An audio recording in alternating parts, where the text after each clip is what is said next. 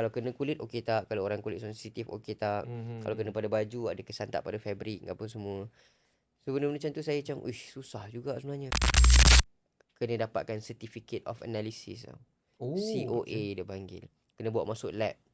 Lepas kita dah campur apa semua, kena bawa masuk lab, kena check kandungan yang ada, cecair yang ada dalam wangian kita ni selamat tak untuk digunakan.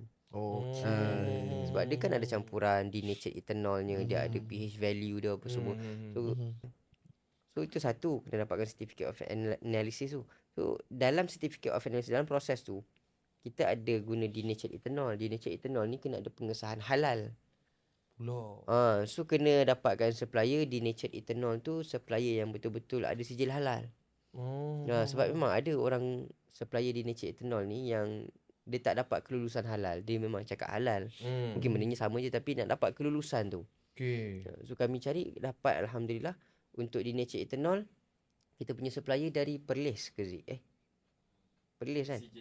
Sijil halal tu daripada Mufti Perlis kan, tak silap. Sebab dia memang asal di Perlis. Company tu. Company yang supply untuk denatured ethanol tu.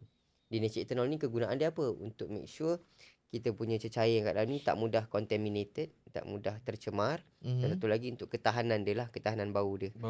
So kalau kita spray tu, bau dia bertahan lama insyaAllah pada fabric, pada kulit. So banyak lah campuran-campuran lain. Dan lepas dah dapat semua tu, kita keluarkan.